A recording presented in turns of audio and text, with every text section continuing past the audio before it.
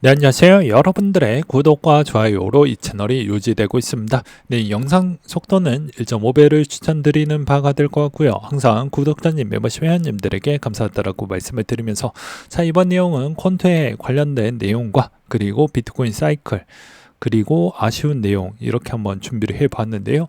같이 한번 보도록 하겠습니다. 이제 3월 달에 70K 부근에서 나왔던 미실현 이익 상태가 계속해서 쏟아졌던 물량들이 좀 있었다고 하는데요. 그러다가 이제 최근 추이에 있는 동향을 좀 보면 미실현 이익 물량이 이제 생각보다 많이 남지 않았기 때문에 괜찮을 것 같다라는 내용들이 좀 있었고, 그 다음에 이제 맥스 드로우 다운이라고 해가지고 최대 손실폭을 나타내 주는 것 중에 하나인데요. 이 구간대마다 이슈가 있었을 때마다 MDD 값은 항상 변칙적인 부분이 좀 있었는데, 이 변칙적인 요소를 지나갈 때마다 좋은 패턴을 보여주었다라고 볼 수가 있습니다. 무슨 말이냐? 대다수 이제 평균의 조정 추이가 지나고 난 뒤부터는 또 어느 정도는 올라오는데, 이 기간을 견디기가 상당히 어렵다라는 것이죠. 그럼에도 불구하고 또 우리는 정말 투자를 오래 해야 되고, 그리고 정말 투자자에 있는 마인드 정신이 올바르게 박혀져 있다라고 하면 이런 구간도 잘 이겨내는 부분도 필요하다고 저는 표현하고 싶습니다. 그래서 여기에서도 고래들과 기관들의 저가 매수세와 비트코인 현물 ETF의 지속적인 유입으로 하방 경직성은 생각보다는 좀 덜할 것 같다라는 내용들도 있었고요. 그리고 그 다음에 이번에 비트코인 현물 ETF 흐름에서도 3월 신고점 돌파가 나왔잖아요. 그 다음으로 약간 좀 주춤을 보여주고 있는 실정인데, 어차피 이제 2개월만 지나면 8월 달에 블랙록이 이제 등록 신청을 했던 추이와 그 다음에 S1 부분에 있는 수정 신청서를 다시 올렸기 때문에 아무래도 이제 8월 달에 가능성이 높아지면 높아질수록 이더리움에게도 좋을 것이고 비트코인에게도 또 한 번에 있는 좋은 방향성이 계속해서 이어나가지 않을까라고 보고 있는 실정입니다. 그리고 최근 동향을 본다라고 하더라도 상당히 뭐 나쁜 결과값은 아닌 형태로 자금이 계속 들어오고 있다. 원만하게는 그래도 들어오고 있다라는 게 좀 긍정적인 요소라고 볼 수가 있겠고요. 그리고 차트적인 형태를 좀 본다라고 해도 나쁠 건 없습니다. 단 아쉬운 건 무엇이냐? 너무 이제 원달러 환율이 좀 빨리 튀고 있다라는 점이 좀 흠이라고 볼 수가 있게 되겠는데, 뭐 그건 어쩔 수 없는 것 같습니다. 아마도 이제 주변 국가들이 좀 더 금리를 빨리 내려고 하는 그런 액션이 좀 보여지기 때문에 금리에 있는 편차가 발생을 함으로써 환율은 생각보다 좀 높은 위치가 아무래도 뭐 4분기 때까지는 이어지지 않을까라고 보는 게 맞지 않을까 싶고요. 그리고 환율에 따른 변동성이 너무 커지면 비트코인에게도 미치는 영향은 계속해서 일어나기 때문에 이런 점을 좀 볼 필요성이 있겠고, 그리고 이제 블랙록에 이제 상장이 되어져 있는 티커명 IBIT 부분을 보게 되면 3월 달에 있는 평균 최대값에 있는 위치가 41달러 부분이고요. 평균 추이를 보게 되면 34달러 선입니다. 그래서 평균 추이를 보게 되면 이 중간값에 거의 최저 구간대를 한 번 더 조정을 받고 그 다음에 다시 올라가고 있는 모습을 좀 볼 수가 있겠죠. 그렇기 때문에 이 구간대 34달러 구간대와 이 구간이 다시 한 번 더 터치를 하는 구간대가 나오게 된다고 하면 좀 이야기는 달라질 수는 있어도, 이 구간대 위로 계속 머물고 있다고 하면 그렇게 크게 나오는 물량들은 별로 없을 것 같다 라고 저는 말씀을 드리고 싶습니다. 그리고 이제 그 다음으로 또 볼 수 있는 내용 중에 하나는 이제 장기적 연평균 성장률 추이가 나쁘지 않았다라는 것인데요. 4년마다 연평균 성장률 추이는 63%를 보여줬고 4년 동안 계속해서 그걸 검증을 보여주었기 때문에 나쁠 건 없다라는 것입니다. 실제로 뭐 이자나 국내 주식 우량주를 비교를 해봐도 평균 1년에 63% 정도를 수익률을 걷어냈던 그런 자산군은 거의 없었기 때문입니다. 그리고 이번에도 또 등장을 했던 이 사이클 곡성 주기를 본다라고 하면 여전히 이제 여러분들도 아시겠지만 홀수일 때가 좀 더 퍼포먼스가 제일 좋았고요. 짝수일 때는 이제 어떻게 보면 한 번에 터치감이 주는 형태가 나와주었다. 이례적으로 12년도 때도 이렇게 보여지긴 하지만 중간보다 짤짤이 형태로 좀 많이 조정이 나와주었다는 걸 여러분들은 아셔야 될 것 같습니다. 이번 24년도 때도 아마 그런 형태가 일시적으로도 나올 수도 있고요. 그래서 웬만하면 홀수에 있었던 홀수해가 나쁘진 않았고, 그리고 대부분 홀수의 부분에서도 너무 파격적으로 올라갔던 때가 이렇게 많이 있었다라고 하면 그 다음에 있었던 주기가 돌아왔던 형태일 경우에는 대부분 약간은 좀 쉬어가는 형태가 나왔다.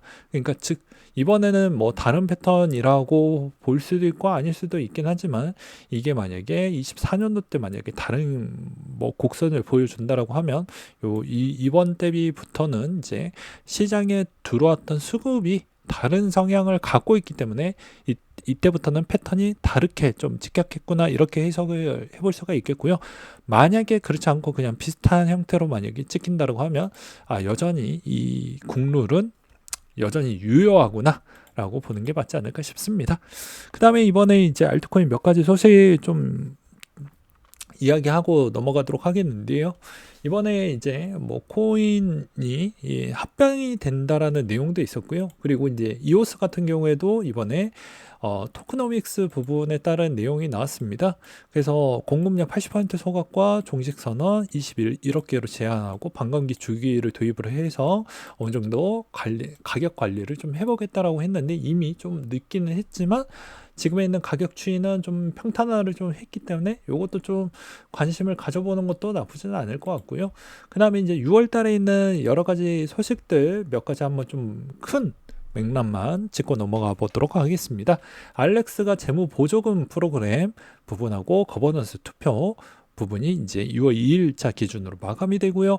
그리고 마블엑스 카르테시 부분도 마찬가지로 진행을 한다라고 보시면 될 것 같습니다. 4일날 미나 소식이 있고요. 5일날 코스모스 알위브에 있는 업그레이드와 웹 발표가 있고요. 그리고 7일날 미국의 5월달 실업률 발표가 나오게 됩니다.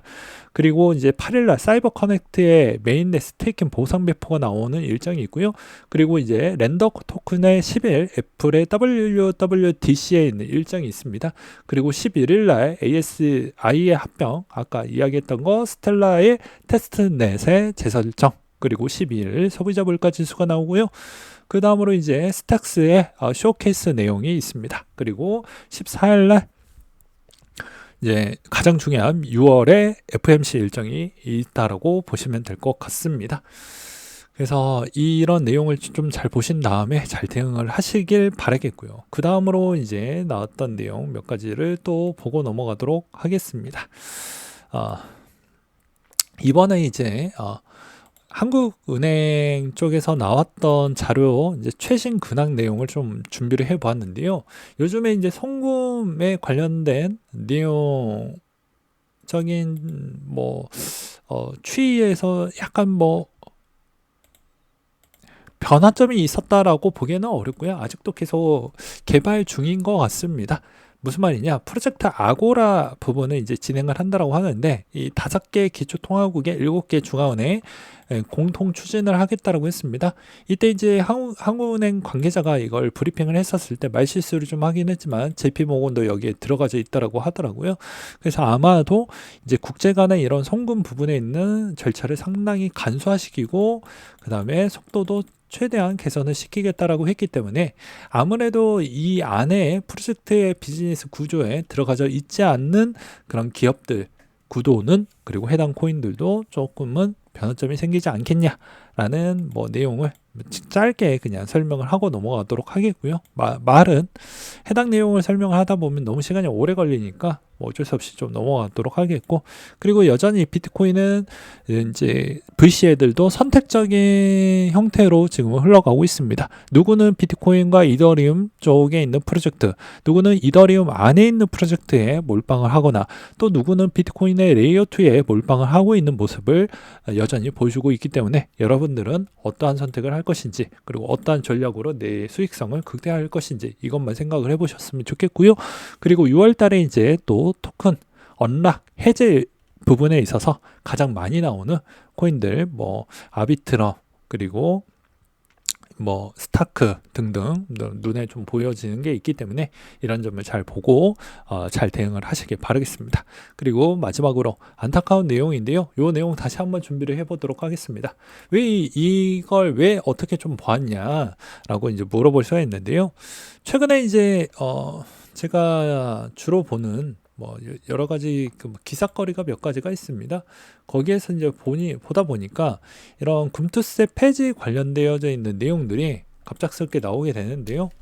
이게 이제 왜 갑자기 나왔을까라고 해가지고 가만 보니까 이번에 이제 상반기에 법안 부분 공식 폐기돼서 다시 진행하는 것 같다라는 게 보여지다 보니까 다시 한번 조회에 들어가서 보니 이제 본회의 심의 부분 그냥 임기 만료로 폐기가 됐습니다. 국회가. 그래서 이거 다시 올려야 되기 때문에 제가 다시 한번 내용 수정을 해서 올릴 때 다시 한번 커뮤니티에다가 남기고 그 다음에 나머지 분들도 한테도 제가 또 요청을 해서 좀 부탁드린다는 형태에 따른 캠페인을 계속 진행을 할 생각을 갖고 있습니다. 그래서 여러분들도 뭐 결과가 어떻게 됐던 간에 좀 많은 응원과 지원 아낌없이 해주시길 바라겠고요. 이번에 이제 금투세 폐지 부분 민생 패키지 1호 법안이 성정이 되기도 했었는데요. 우리는 두 가지 측면이 있습니다. 일단 금투세 부분도 목소리는 계속 나오고 있어서 뭐 이거 어떻게 될지 모르겠지만 그래도 이것도 좀 제거가 되어야 되고요. 이게 제거가 되었을 경우에는 두 번째로는 코인의 이제 개별적인 세법 체계가 아직 명확하게 자리를 잡고 있지 않기 때문에 이게 이제 제거가 된다라고 하더라도 기타 소득세로 빠지는 부분에 따른 추가적인 과세 유예 제도를 계속해서 우리는 목소리를 내야 된다라는 그런 좀 고민적인 측면이 있다라는 것도 아셔야 될 것 같습니다. 그래서 이번 금투세 부분도 이제 계속 목소리가 나와주고 있어서 7월달 동향에 있는 패턴이 이제 조세 개편하는 내용의 상세 내용분에 코인 내용이 좀 담겨져 있는지 저도 한번 컴퓨터를 하고 그 내용도 따로 빼가지고 한번 만들어 보도록 하겠고요. 여러분들이 그렇게 코인 좋아하는 여러 유튜버 분들도 있을 겁니다. 그런 유튜버 분들은 여기에서 좀 판가름이 낮은다라고 저는 생각이 들어요. 그러니까 여러분들이 좋아하는 거와 여러분들이 생태계 부분에 좀 일조가 돼서 이것까지도 좀 생각을 하고 있는 유튜버인지 어느 정도 좀 갈려진다라고 봐야 되겠죠. 이 사람은 정말 돈을 벌기 위해서 채널을 유지하고 있는 것인지 아니면 정말 나한테 돈만 주는 사람인지 그리고 여러분들도 뭐 채널을 보실 때도 누군가한테는 재미로 보는 채널도 있을 것이고요. 정보를 얻기 위한 채널일 수도 있잖아요. 그런 측면으로도 볼 수도 있겠지만 엄밀히 따진다고 하면 이 생태계가 박살이 난 상태에서 채널을 봐봐야 여러분들의 있는 수익도 올라오지 못한다는 것입니다. 그걸 면밀히 좀 아실 필요성이 있을 것 같고요. 그 다음에 이번에 금감 원장도 마찬가지로 펀드 만기 보유했던 애들도 다 던질 것이고 그렇기 때문에 이것은 진짜 손을 보고 가야 된다라는 내용들이 좀 있었고 그 다음에 이번에 또 웃긴 게 국민연금 쪽에서도 국내 주식 비중을 줄였습니다. 그러니까 이런 거 보면 뭐 어디까지 이야기를 해야 될지 저도 좀 갸우뚱합니다. 네, 아무튼 또 준비되는 대로 곧바로 또 캠페인 하반기 캠페인 진행하도록 하겠습니다. 네, 이상으로 마치도록 할게요.